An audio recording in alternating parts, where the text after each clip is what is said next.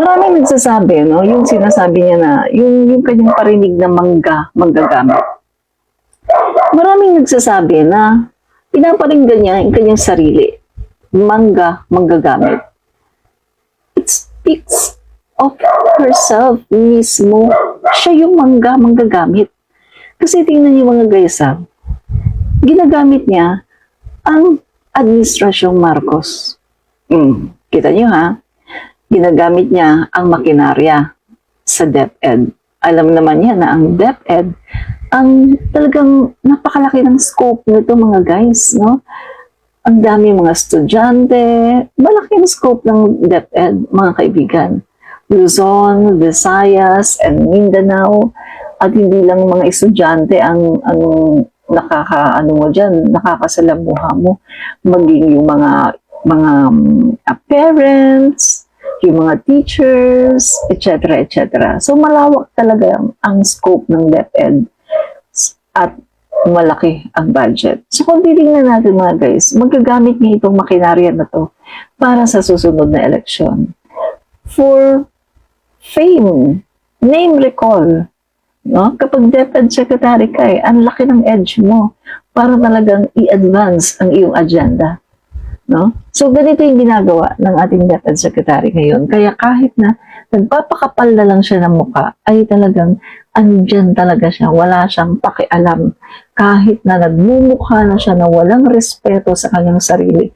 Okay lang. Okay lang kahit wala siyang respect sa sarili niya. Okay lang kahit na magmukha siyang walang delikadesa, makapal ang mukha, okay lang sa kanya.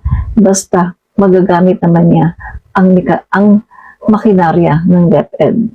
See? At the same time, dito siya. Pinagtatanggol niya ang Dutertes at hindi niya sinasaway.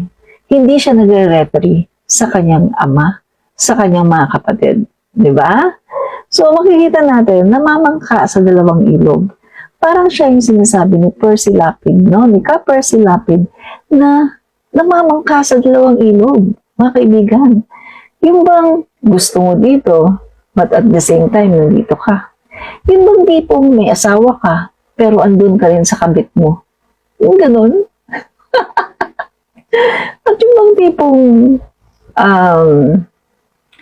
nandito ka sa kasundaluhan, pagkatapos nandito ka rin sa NPA. Ganun mga guys. In short, balimbing at hindi lang balimbing, kundi traidor. Ang tawag dyan, ang tawag talaga dyan ay traidor. Diba? Kasi government official ka. Kasama ka sa Marcos administration. Pagkatapos, nakikisama ka doon sa grupo na nagpapatalsik sa iyong boss. Diba? So, makikita natin na talagang ipinanganak na siya na traidor. No? Ganun talaga. At makapili. Diba?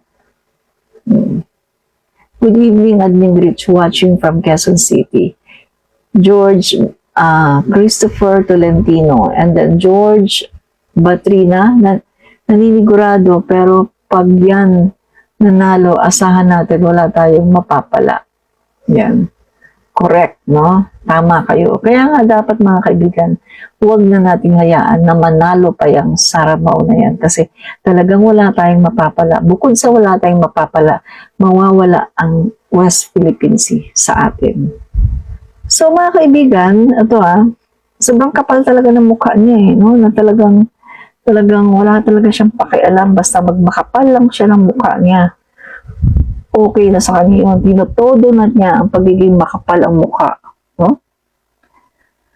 So mga guys, eto, i-ano lang natin ito, no?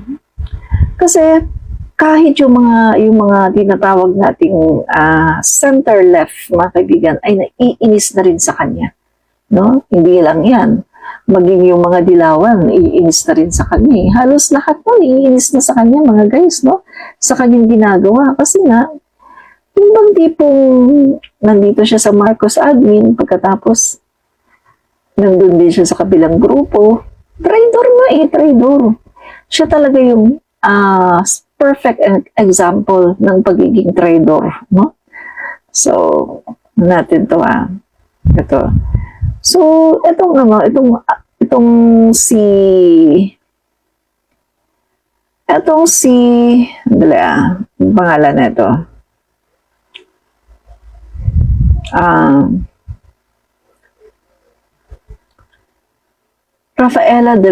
Rafaela David, mga kaibigan ng Akbayan, no? President Rafaela David, no, ng Akbayan. Ang sabi niya, Vice President Sara Duterte frequently emphasizes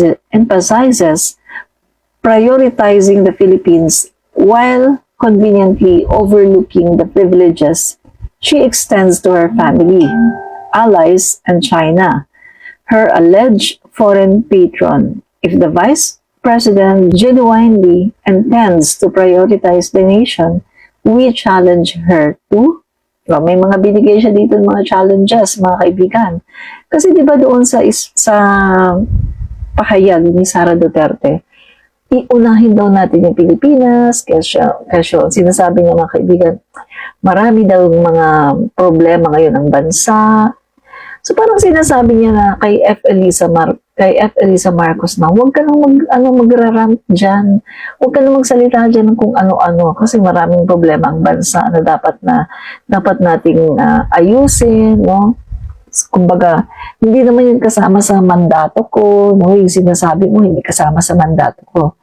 Pero mga kaibigan, look who's talking.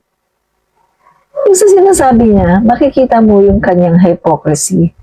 Kasi, kung ito ini-invalidate niya, no, hindi niya nare-recognize yung valid feelings ng ating First Lady. Kasi, bakit nagrarant ng ganito? O, parang ganito yung sinasabi niya, bakit nagrarant ka ng ganyan? Eh, maraming mga problema ngayon. O, criminality, sa droga, kung ano mo pang sinasabi niya, no, pagtaas ng presyo ng bilihin. Na kung titingnan natin mga kaibigan, dapat sinasabi niya yan sa family niya. Dapat sinasabi niya yan sa tatay niya, sa mga kapatid niya, at sa mga kapartido nila. Kasi, marami naman tayong problema sa bansa, pero eto sila na nanggugulo sa ating bansa. At eto sila na nagpapabagsak ng ating gobyerno at ng ating ekonomiya. Kasi mga kaibigan, alam naman natin na kapag merong chaos sa political arena, sa political atmosphere natin, ay merong nangyaring kaguluhan, apektado ang economy. Ang ekonomiya ay bumabagsak. Bakit hindi ito sinasabi ni Sara Duterte sa kanyang ama na, tay, tigilan mo na nga yan. Kasi nadidistract yung Pangulo natin.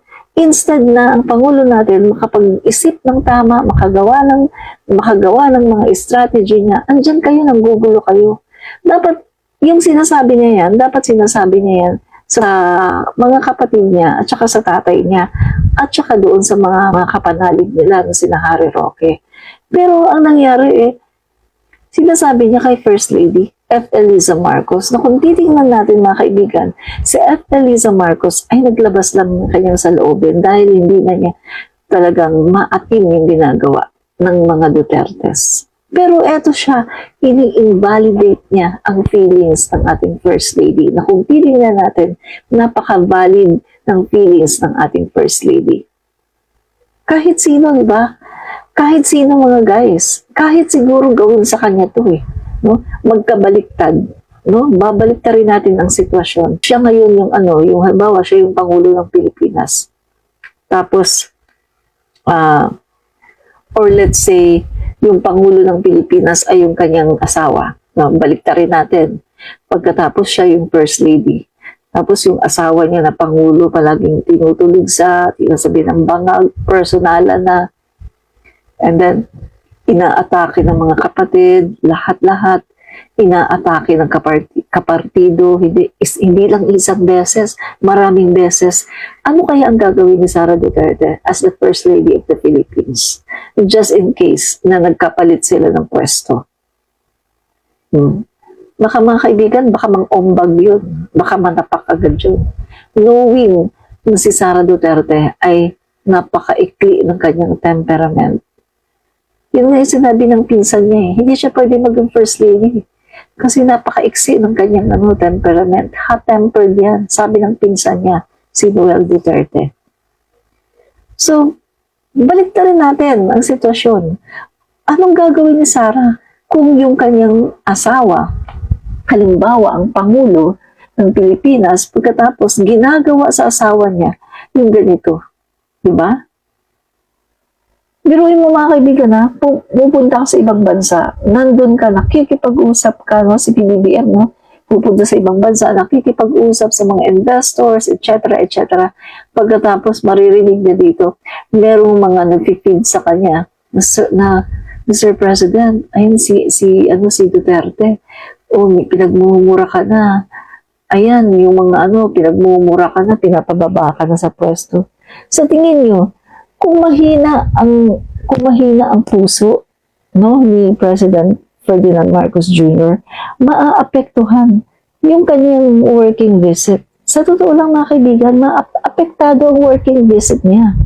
Baka mamaya masira ang kanyang mood, baka mamaya mawala na siya ng gana or whatsoever.